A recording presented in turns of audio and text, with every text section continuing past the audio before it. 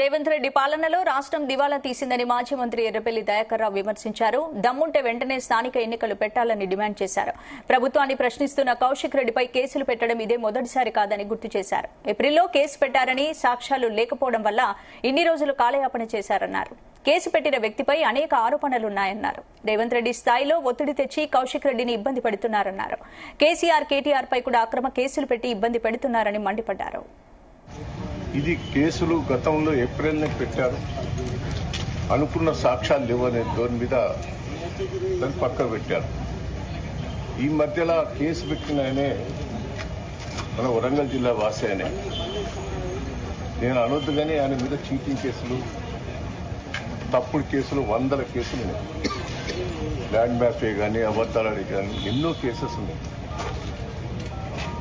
ఆయన కూడా వాళ్ళతో అన్నాడు, కాంగ్రెస్ వాళ్ళు నన్ను విపరీతమైన పోస్ట్ చేస్తున్నారు, టార్చర్ చేస్తున్నారు, నేను బిజినెస్ ఆపుతాం, బెదిరిస్తున్నారు, నేను తప్పని పరిస్థితుల్లో కేసు పెట్టవలసిందే, కేసు పెడతా అని ఆయన ద్వారా కేసు పెట్టించి ఇది బెయిలబుల్ సెక్షన్ అయినా కావాలని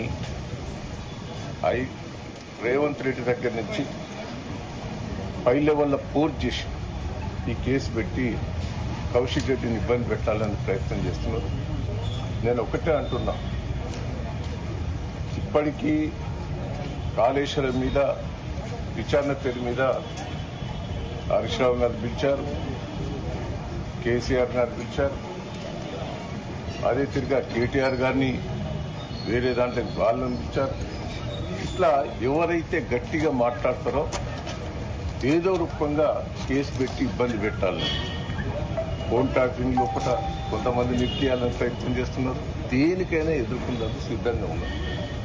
ఇది ప్రజల కోసం చేసిన పని, ఏదో అవినీతి